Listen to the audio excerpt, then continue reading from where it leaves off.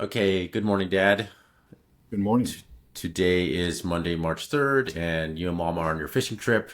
I guess you're still staying plugged into the news. So what's the biggest thing on your mind that you've heard over Yeah, the weekend? I would actually say it's the the apparent collapse. Maybe it's not fair to call it a collapse yet, but the narrative is breaking down in the U.S. anyway. Um, yeah, we've talked about this earlier, but now we're getting people like Witkoff and Hesketh and now Tulsi Gabbard are saying things that were forbidden, until now, until this new administration took power. Things that we knew about that we've talked about and that have been widely discussed in the alternative media, but and now the at least a large segment of the population, we'll call it kind of like the red America, is hearing it for the first time, and that it's affecting them. Yeah, I think one very good example was one name I didn't mention was J.D. Vance, and in that debacle in the White House, debacle for Zelensky anyway, he spoke of the press gangs. He didn't actually use that term, but it was clear that's what he was talking about, and that he had seen on it. He had been watching those videos, and they had really impressed him. So as a result, um, those videos have become available, or have been discovered by a lot of people on social media, on X, and I'm sure other uh, social media networks as well, or platforms. And it's, for a lot of these people, it's mind blowing. It's the first time they've ever seen it, and they're having trouble digesting it. I looked at some of these threads, and they say, "Well, wait a second, what's going on here? This I didn't know this was happening." And someone would say, "Well, probably it's happening in Russia too."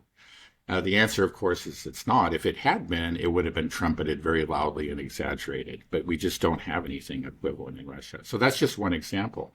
And then we had Hegseth say recently that when asked, who started the war, he said it's complicated. That's not an answer you would have ever gotten from anybody, Republican or Democrat, and under the previous administration. And Witkoff has gone on and said that it was provoked.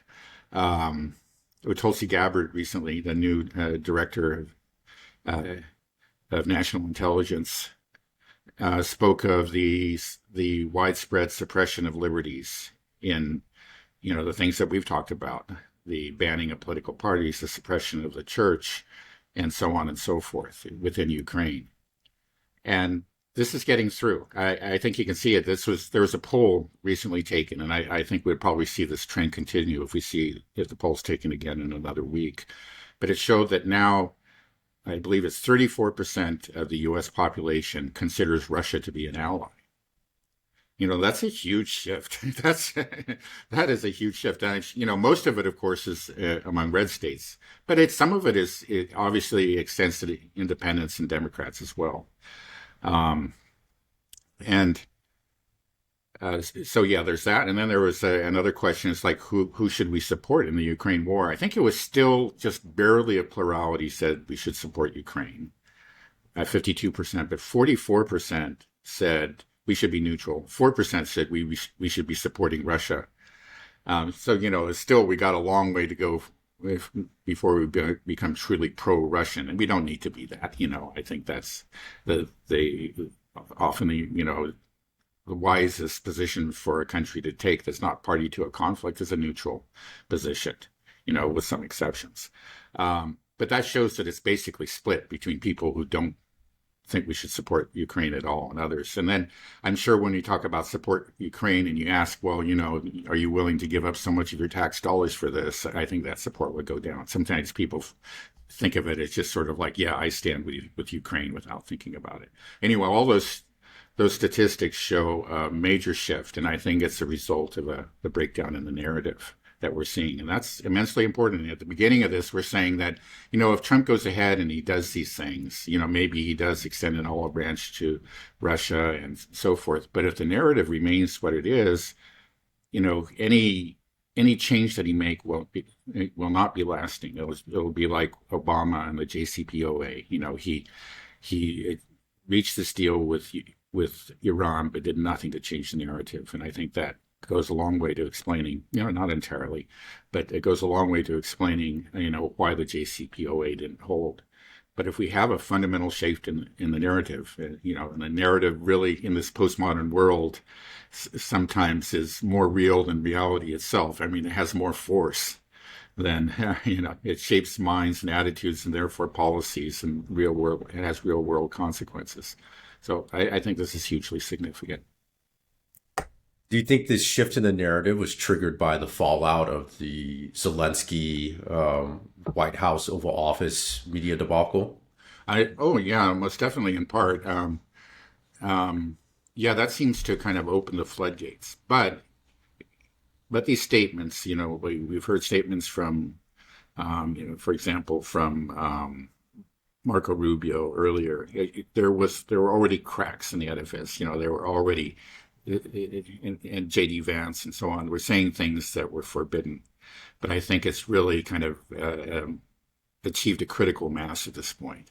And yeah, we're seeing maybe an imminent collapse, at least in Red America, but I think it's going to extend. It appears to be extending beyond Red America. Right. I saw Donald Trump Jr. repost, I think it was Lord Bebo on X, Oh, just the list of just video after video of these press gangs and them beating up these poor men that they pulled off the streets. It is really difficult to watch it. It yeah, really is it's hard. horrifying. It's Right. kind So of it, just it's sort of the Ukrainian equivalent of the TikTok videos about Gaza that had such an impact on young people, especially young Democrats in this country. It's like these videos are starting to have a real impact on young conservatives and conservatives in general in this country. Um, yeah, it's indefensible when you watch it. You just say this isn't okay. We can't be supporting this. mhm.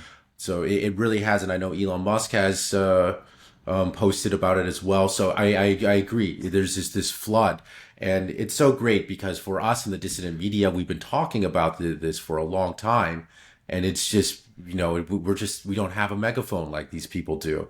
Yeah, So now it's finally out there, and I think you're right. The truth is finally coming out. But what's so crazy is you're seeing what's happening in Europe. Zelensky goes running to Keir Starmer, and Keir Starmer is just saying, "As we're with you as long as it takes. yeah, We have to stand with you." Macron is the same thing. And they're talking about building up this coalition of the willing, and it's just insanity at this point. It's like you can't. The truth is out, and but they still are doubling down behind this false narrative. But they can't succeed, right? The writing's on the wall for them now. Can they hold back that dam of the truth as it starts to come out of? it's going to be a challenge. Yeah, it looks bad for I think many of the current governments, administrations in Europe, and for Zelensky.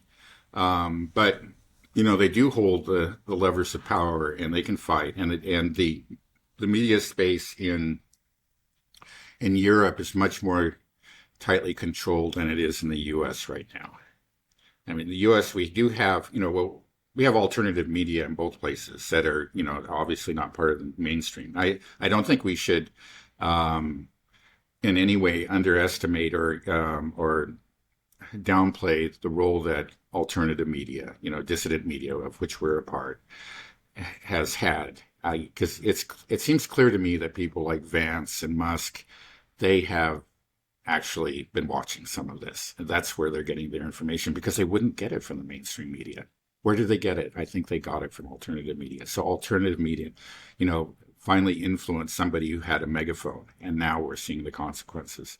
Now that there is alternative media in Europe, but we don't see that same, there isn't any administration in power, that's composed of people or, has high-ranking members that are listening to it. At least we don't see any evidence of that. Of course, the big exceptions are Slovakia and Hungary, but those are relatively minor countries. So the media landscape is just much more controlled within Europe. And we've seen again that these governments will fight dirty. I think Zelensky is clearly himself is in a very precarious position, but he has control over, certainly large elements in the army, the ultranationalists, the his secret police. Even if the majority of the population there wants to see him go, and that's clear actually. I mean, that's even polls there show that he might just be able to hang on with support from these Europeans. Now, I think their days are numbered, but it's sometimes, just through you could say brute force or the raw exercise of power, the banning of political parties. Governments can stay in a power long after they really lose their legitimacy. They can't stay in power forever. I think they eventually fall. But that's maybe what we'll see. Again, we're hoping that there will be a peaceful democratic revolution, a real change in policy. But every sign so far from the establishment in Europe and in Ukraine is to double down. I mean, the statements that Starmer made were really quite extraordinary. I mean, essentially, he was talking about, I think most recently, about creating a no-fly zone over Ukraine, which is essentially a declaration of war on Russia. It's an invitation to war. Let's just put it that way. And then they're all of them, Macron included, is talking about sending troops and a ceasefire, and it has nothing to do with they're completely ignoring what the Russians are saying. It's in the end, I don't think like I've said, because the military reality and the economic reality is against them, it's going to be hard for them to hold on power for all that long. But it's clear that they're doing everything they can to continue to support the cause and do whatever they can to, escalate. But even their powers, now that they don't have the U.S. at their back, and let's hope it stays that way, their ability to escalate is now greatly limited. Surely this position that Macron and Starmer are adopting, it can't be popular within their own countries, is it? No, I don't think there's any popular support for it. Okay, so it's not popular. They have no leverage, no cards to play. They have no military to speak of. They have failing economies, and they are also, fueling a false narrative. We just talked about the truth is coming out. They're supporting what can only be described as an evil dictatorship in Ukraine. So why did they, if this is all true, that they don't have any military, they don't have the economy to pump it up, to backstop Ukraine. They surely they got to know that things aren't as rosy as it all seems, or did they drink their own Kool-Aid that much that they think that these press gang videos are real, or they haven't seen it, they don't understand the situation on the ground, and they don't have their best friend, the United States, that makes NATO. Without that, then you don't have anything. So, but they still are doubling down. Why? And it's incredibly unpopular with their within their own population. So, are these guys? Or do they think it's opposite day for them constantly? What's going on? Yeah, well, we've spoken about the irrationality. They've thoroughly sold themselves to the notion of Western, now European supremacy, and I think a lot of them truly believe that the Russians are the Nazis and Hitler is the mustachioed gentleman from Austria and all of that. I think a lot of them really do believe that, but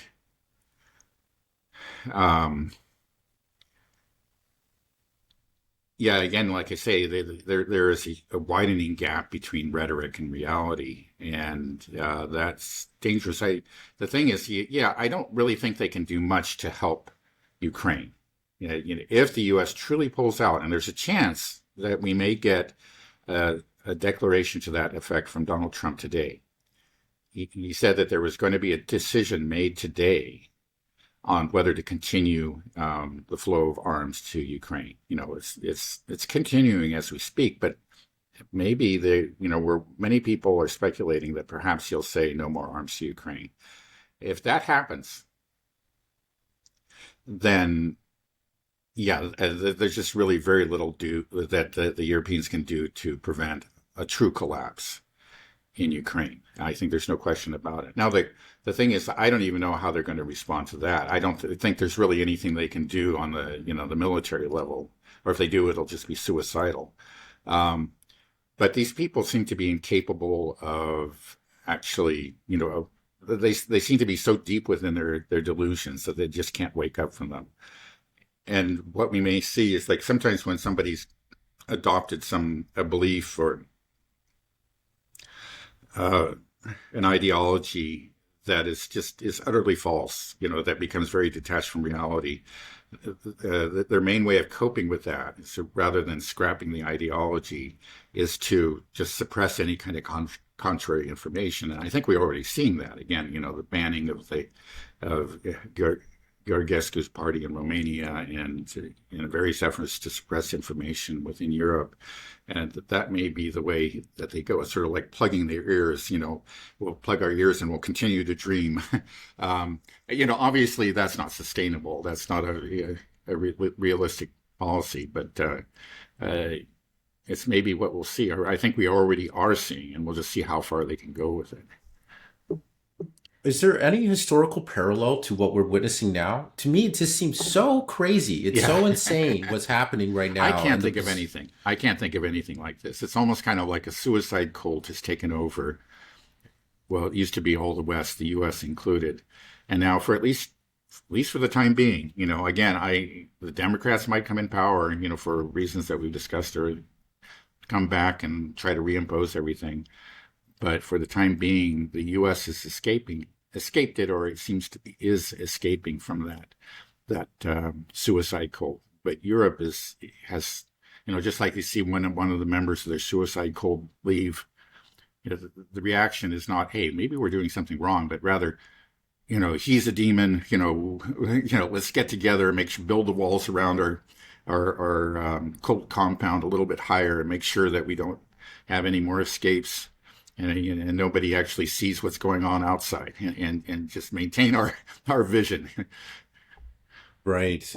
I wonder if the position that we're seeing a lot from Europe is that for such a long time we have compared Trump to Hitler in mainstream media. Trump is Hitler, Putin is Hitler, and now Trump's in power, Hitler's in power. So there's kind of this idea that the Europe has to fight against Russia and the United States. Is that kind of almost the way that they're viewing things? That now the United States is their enemy, and just the idea that we have a fascist dictator in the United States, Trump, the reincarnation of Hitler. I haven't actually seen that language, but I'm sure that we will. We're getting close to that, and we've had. I think Kaya Kallas, again, she's the High Representative for Foreign Affairs and Public Security of the European Commission. We'll just call her the foreign minister for the European Union. She suggested that Trump was kind of again being influenced by the Russians. She was kind of trying to revive Russiagate, and even mainstream conservatives like Merz, the newly elected chancellor of Germany, is saying we're going to have to go it alone. He's not quite saying that we need to. Again, he was very, very pro-American, but not saying that we have to regard America as the enemy, but that we have to go it alone. But I think, probably in the near future, we're going to start to hear the rhetoric that you just described. How are the Asians looking? How are South Korea and Japan thinking about this? Because we had that crazy little military coup that happened in Seoul 3 or 4 months ago, and that did not succeed. Right, and I don't know where Japan's position is, but they are, I guess, NATO observers. They're not officially NATO, but they have some type of status with NATO as well. So how do they think this is as crazy, or are they going along with the West? I actually have not heard, but that's a very interesting question. I'll look into that. Well, the fact that you haven't heard probably means they're like, this is getting a little crazy. Yeah, they're probably not. They're probably being very careful about what they say. Unlike the Europeans, they're not coming out and condemning the administration, which again, it just seems very, very foolish. The whole thing was really unnecessary, and it showed just a tremendous arrogance, particularly on the part of Zelensky. But I think it's true of all the European leadership to one degree or another. This was avoidable. I mean, he could have gone there and been humble and made nice and signed the agreement, knowing that it could never really be implemented. actually what Boris Johnson's advice was. Just go ahead and sign it. Yeah, because nothing's going to happen. And I think he's right. I think Boris Johnson was right about that. That would have been very, an intelligent course of action. But there's this tremendous arrogance, that this, which is is not founded on reality. I mean, he is utterly dependent on the U.S. It's just stupid beyond belief. But again, we hear echoes of the same arrogance throughout Europe now. I mean, they don't amount to anything. I guess they still believe that they're exceptional, and if we just increase our defense budgets by a certain amount, and in a couple of years we'll be the great military power. But I wouldn't hold my breath. I don't. It's not going to happen. Maybe they're all on cocaine. That would explain it. I don't. It's hard for me to understand how they're. Yeah, just the decisions that they're making. It's ridiculous. I was just thinking, this whole thing. Can we put a lot of this blame on Hillary Clinton? If you want to look at the birth of the Russiagate hoax, you really have to look at Hillary Clinton and right. her campaign. That's what I'm saying. And that's the Brits were very much involved in it too. They were the ones that did the Steele dossier. Was that right. funded by? Right. So, I mean, Hillary Clinton instigated the Russiagate hoax. And, during the 2016 Trump campaign, he was talking about improving relationships with Russia.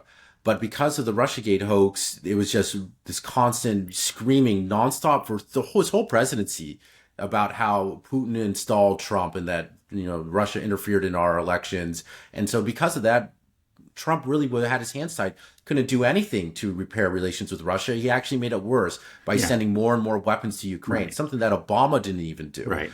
And then we have Biden and just the whole thing. And I think the what it did was it framed the whole Western world's mind into Russia is the bad guy. It made Russia the boogeyman, because I think prior to the Russiagate hoax, the majority, I think, of Europeans and Americans didn't have that much of an opinion. I mean, when was it? The 2012 Olympics or 2000? It was actually in Moscow. There was it felt like Moscow was just a regular part of the world, and we're all living on the globe. Well, I think it was 2014 or 2013 that we had the Sochi Olympics. Okay, that preceded the coup. And actually, I think like the Maidan movement began during the Sochi Olympics. Right. But if we just put ourselves back 15 years ago on what things were like, people's perception of Russia, it was just completely different. The Maidan coup maybe alerted some people, but it was really the Russiagate hoax started in 2016 that changed the whole narrative, that switched everything. And I think for so many people, just in their mind, it's just Russia bad, Trump's there because of Russia, and Trump, Russia, they're in the same part of their brain. Right. Even though in the end, the hoax was exposed as a hoax, it still affected people's views. Somehow they think, well, there had to be something there. Right. Maybe they didn't get the proof, but we've learned that Russia is bad and behind everything bad that happens in this country. And you still have people, whatever happens in any Western country, a finger is always pointed at Russia by somebody, in a government or in the media or whatever. Right. I mean, that really put a jet engine on the vilification of Russia, was that Russiagate hoax. Yeah, well, it certainly existed. There was, as I said, the Russophobia has deep roots, and it was growing, of course, prior to it. That's one reason why Hillary Clinton decided to make Russia the boogeyman, is that there were enough people in the establishment that were willing to believe it. But you're right. Like you said, she put jet engines on it by initiating the Russia hoax. Right. Thanks a lot, Hillary. Yeah. I mean, just think about it. Just enormously destructive. And there were people at the time who said, hey, like the consequent, we're talking about, you're demonizing, the country with the largest nuclear arsenal in the world. This could result in war. People at the time were making that argument. And I know that's certainly the way I viewed it. It just seemed very, very, a very stupid thing to do, especially even if there was some truth to it, there was a need to act with restraint. But there really wasn't. So it was just particularly egregious. Now we find ourselves in a proxy war. And under Biden, it got very, very close to being a world war. I think we had some real close calls there. And hopefully we've escaped from that. It seems like, if nothing else, the Trump administration will, have averted World War III. It seems like that's something that Trump himself, like again, he brought it up in that press conference, that will go down in history.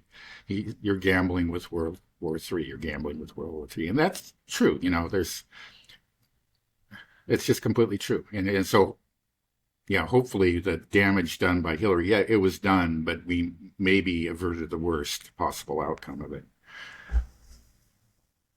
I find it interesting how quickly I become acclimated to the new realities. Because just 2 months ago, the relationship between the United States and Russia was just couldn't get any worse. Yeah. We're firing missiles into Russia. Right. That's right. how bad it was. Yeah. And now I'm going to ask you this question. Do you think the US has a better relationship with Russia now or with Ukraine? Well, yeah, rhetorically, if you look at, yeah, certainly the rhetoric, no question that we have a better relationship with Russia than we do with Ukraine. Now, That's crazy in itself. Yeah, Just that is right there. right. And again, like we've said, that matters. I mean, the rhetoric is what shapes the narrative, and narrative shapes policy, and policy has real world consequences. Now we'll see today. Again, there's a decision that's supposed to be made, and so we'll see if he puts something, puts some teeth into these strong statements that he and others have made, and we'll find out. I think it was on Truth Social that Trump it was either this morning or yesterday, made some statement that something really big is coming, and all in capital letters. And we'll see. Maybe he's going to do it. If he does, then yeah, I think he can make that statement, not just limited to rhetoric. Right. Right. And then that's such a crazy thing. Yeah, no, it's it amazing. was just, I have to admit, it's just amazing. right. The 180 that we've taken, because it wasn't that long ago that it was as long as it takes, Right. And that's what the Europeans are still saying. Karmer just said it yesterday. Right. Starmer. Yeah. He just, Yes, yeah. right. Yeah. Right. I'm sorry. Here's Karmer's a nice abbreviated version. I was trying to save a syllable there. Yeah, I like it. Yeah, and it's interesting while seeing the media narrative still being pumped out in Europe saying that Russia is collapsing, they're suffering all these horrible losses, that we can do this, we just got to push a little bit harder, hang on harder. But the more that mainstream media and the European spin machines try to push that narrative, what I think we'll see is what's happening, what you just started us off with, is just the Trump administration pumping out the truth. And they have a large megaphone. I mean, like you said, I saw RFK put out some good stuff, Tulsi Gabbard, Donald Trump Jr., Elon Musk, and Tucker Carlson had that lawyer that was protecting the Ukrainian Orthodox Church. So all of this, and I think it's just a matter of time before someone like Joe Rogan gets on, because it's going to be such a big debate now. Like before, we weren't even allowed to have this debate. You couldn't even talk about anything that Ukraine was doing potentially that was a little iffy. Now it's out there in the open, and I think they're going to just keep on doubling down. The more that the Europeans try to hitch their wagon to Zelensky, there's just going to the Trump administration is going to win this if they just play it right, because they have the truth on their side, and the truth, when it's put up against these false narratives, it's just going to crumble, and they're going to look so stupid, and it's just going to look so bad that they're just going to. What's going to happen? Will they just be? How does it work? They snap elections, governments collapse. What's going to happen in Europe? I don't know. Yeah, it's going to be an interesting fight. Again, I think that, like I said, the establishment is going to start plugging its ears and lashing out and doing more of the kind of thing that we've seen in Romania. But I think they're on the losing side. I think they may be able to hang on for a while, longer than we might expect, because, sometimes just through brute force, through the firm hold of the levers of power, they can hang on for a while. It's going to be quite an interesting fight, though. Yeah, I'm looking forward to it. Yeah, for sure. Do you think that the Europeans will ever actually try to send troops? Because I saw Trudeau said, "We're not ruling anything out. Yeah, Truce to even Ukraine right. is on the table." Do you think Putin's shaking in his boots right now? The No. Mounties coming Yeah. over? Right. Of course he doesn't want it to happen, but the Russians have said again and again and again, that that's just not acceptable, and they will be regarded as combatants if they're sent over there. And therefore, we could have an Iskander strike and dozens, hundreds of Western troops killed, and then where are we? I, I that could happen, and that would be a dangerous situation. But I think it's just that the the Europeans have such a weak hand now that they would just have to back down, and their own people would just be angry at them. Why did he send them there? We didn't ask you to. And look, now But my son is dead. And if it's a cause that they really believed in, then sometimes it actually just inflames the other side, and they said, now we're in war, and but I don't think you see that kind of you don't see that kind of popular support in Europe. So if those troops are sent there, and I think it's unlikely, again, because of the lack of popular support and of real military capability. But if they are, if some of them, a significant number, are killed, um, I think that will just be the end of it. I mean, what can else can Europe do? I mean, besides sending troops, because it seems like they are so wedded to this position that we're backing Ukraine 100%. At least people like Keir Starmer and Yeah, Macron, and they're talking about a coalition of right. the Yeah, willing. it's important to point out that actually other countries, other governments who are very strong supporters of Ukraine, like the Baltic states and Germany and Poland, have ruled out sending troops. So that makes it, I think, and if the U.S. says, "Oh, we're not backing you up," I think that was obviously always the hope, and that was really why I believe that Macron and Keir Starmer went to Washington D.C. last week and met with Trump, is that they were hoping to get some sort of guarantee of a backup. We'll send our troops, but you need to provide um, air cover, or it just serve as a backstop. If we suffer some kind of reverse, you got to come in and help us. But that's just not going to happen. I don't see that happening under Trump. So, do you think they're not going to send troops? And what are their? Do they have a plan? What are they going to do? Yeah, they What don't can seem they? to have a plan. It's just their plan is to plug their ears and shout more loudly the same old slogans. That's, as far as I can tell, that's their plan. I mean, there's talk about forming some sort of European military industrial complex, a European army, um, but they haven't had any success. I don't think it's going to work. I really don't. Talk about increasing production. Again, they've had 3 years and we've seen virtually nothing. I don't think they have a plan. It's just, their So, what do you? plan was, and they're still hoping against hope that their first plan will succeed.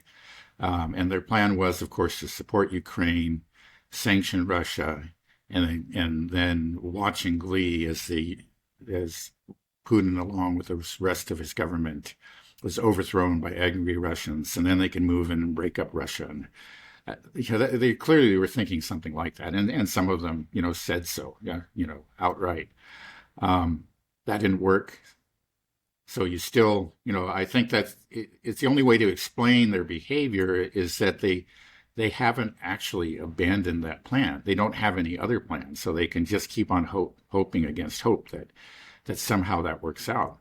There's still those reports in the media, especially in the European media, but you see it here too, that the Russians are on the verge of collapse. We've seen this from the start of the SMO and even earlier. I think I've read these stories, for at least 15 years or so, that Russia is on the verge of collapse and Putin has cancer and is about to be overthrown in a coup.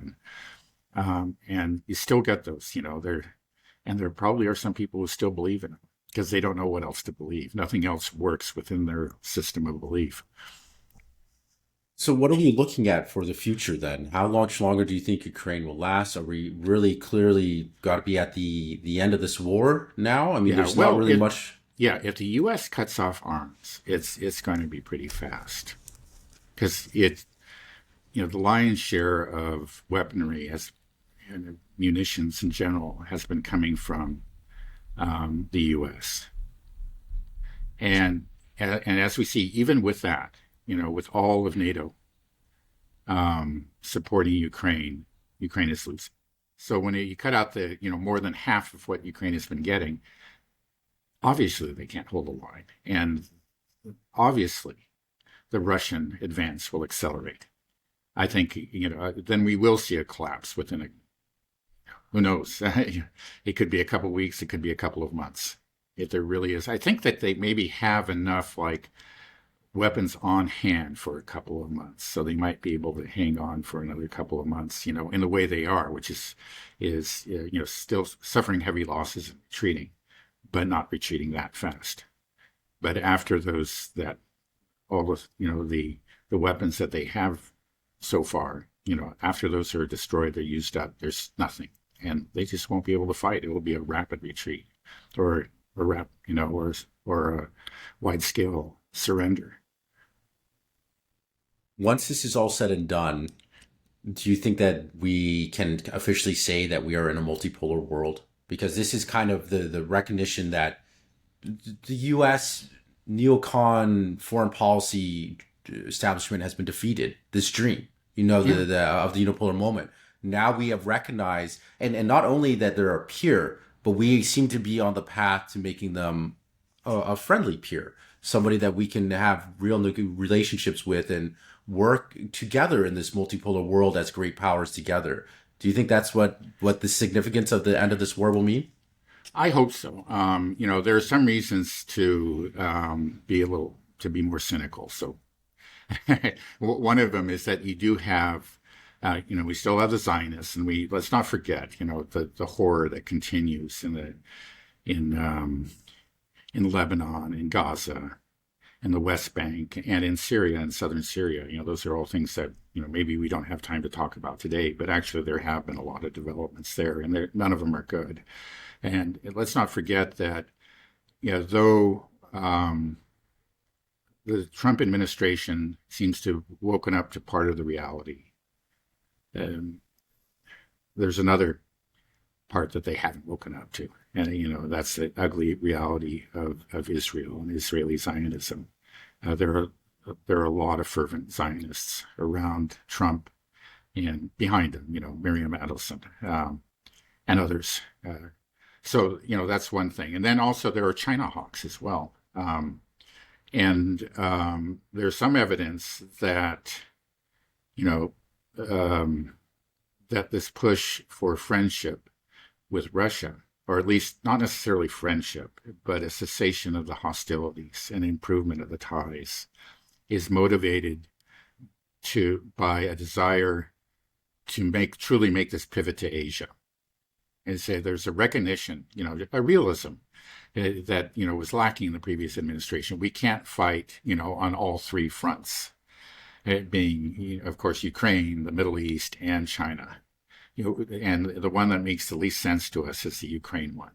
So let's just close that down. That's just a drain on our resources, because we want to confront China. We want to support the Zionists in the Middle East. So that's the danger. There still is a kind of an imperial impulse, but it's no longer this global hegemonic impulse. This impulse is not the neocon ideology, that we need to rule the world, and the Western way of life is far superior to everything else. And if other countries don't accept it or adopt it, then we're going to have to carry out regime change, wherever in the world. So that, it's a step. I think it's a step in the right direction, but I think we have reasons again, celebrate about reclaim. Maybe not celebrate. It's still very early in the day. The killing goes on, but to be very, very hopeful there. Much more hopeful than I was even a month ago. But the realities remain very grim in other parts of the world. Let's just not forget that. Do you think this pivot towards China, a confrontation with China, is really in the cards? Well, there's certainly a lot of fervent belief. I don't really know what they intend to do, though, to be honest. Do they want to, after the Ukraine debacle, do they want to, say uh, po- Taiwan, you go do what Ukraine did. yeah, Like right. I it's mentioned the insane. other right. I mentioned the other day again. There was that talk that Jeffrey Sachs gave. It was he addressed the people of Taiwan and just said, "Do not do what the Ukrainians did, please. You have your chance. Don't tie yourself to the U.S. Who means to use you as a pawn against China."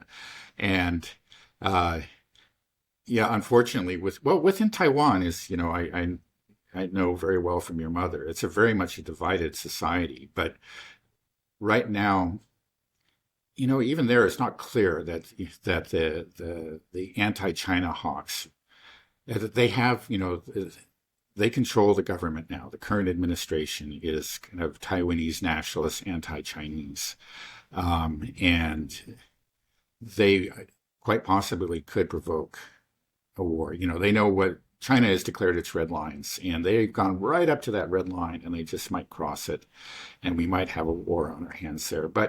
Um, but they could be thrown out of power. I mean, the recent election, the only reason that the anti-China hawks won was that there was a third-party candidate that I think really for reasons of his own ego entered and drew off enough votes, so they were able to, from the KMT, that's Chiang Kai-shek's party, so that the Taiwanese nationalists were able to win. So yeah, anyway, there is a danger there, and I guess there are people that within the administration that haven't learned the lessons. I fear there are people like that who will learn the lesson of what happened in Russia and think that they can succeed where they failed in Ukraine, succeed in Taiwan. You know, that's, it seems to me utterly foolish. I don't see, again, this is China's neighborhood. This is existential for China. Everything that we've said about Russia is equally true for China and Taiwan. And they are, they're not gonna back out of this fight. If they get in a fight with the U.S., they have the advantage, just like the Russians have the advantage in Ukraine. It's their neighborhood, and um, we have long lines of, supply lines all the way across the Pacific. It just can't be done. And I think like every war game of the Pentagon, this is what I've heard anyway, that they've done whenever they war gamed a conflict between China and the U.S. over Taiwan, China ends up winning. And I just hope the realism that we're seeing now, from people like Hesketh will extend to China. I think there's reason to be hopeful, but it's a scary situation. It's still, they haven't attempted to change the narrative there. Let's put it that way. Maybe, when they start focusing on it, that some of these people who have demonstrated that they're capable of realism, unlike the Anthony Blinkens and Jake Sullivans, the previous administration, maybe they'll show that, that they again are capable of realism. That's what we've got to hope for.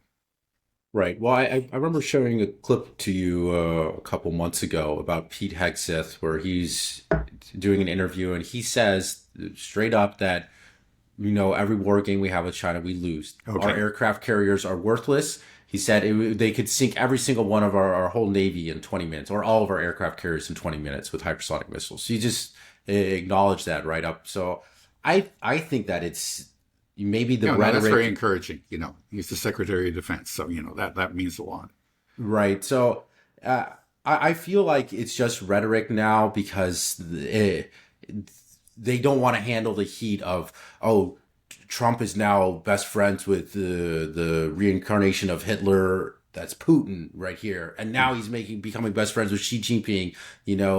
Trump has this affinity for evil dictators because he's one himself.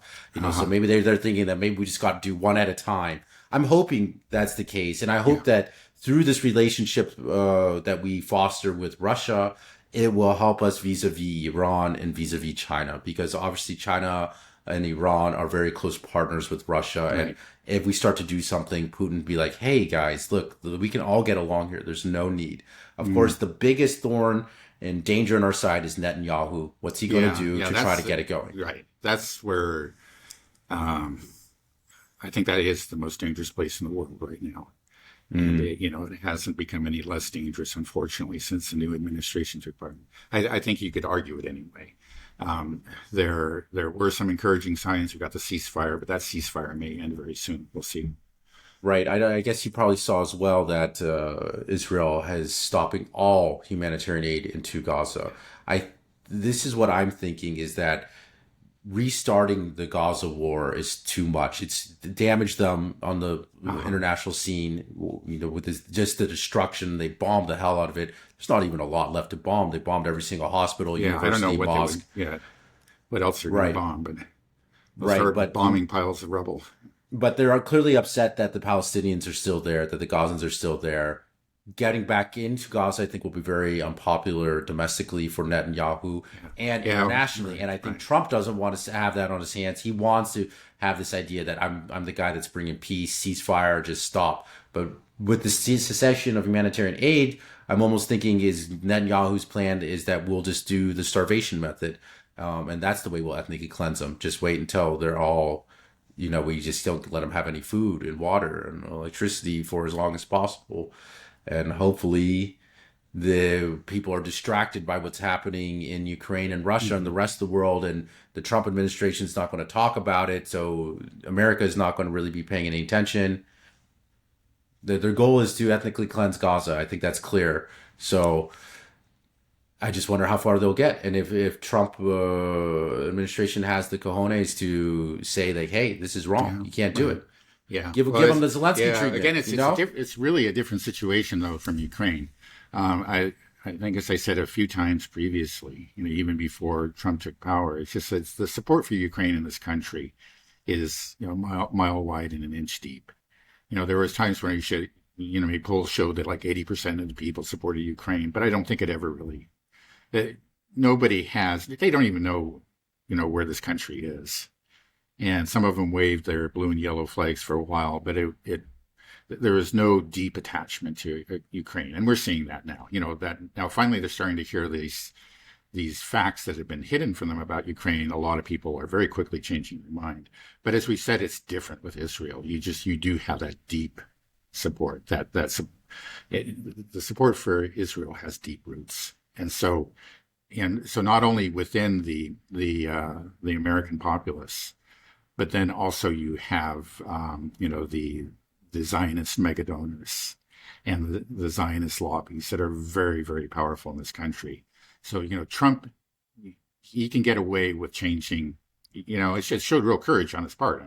I'm not going to deny that.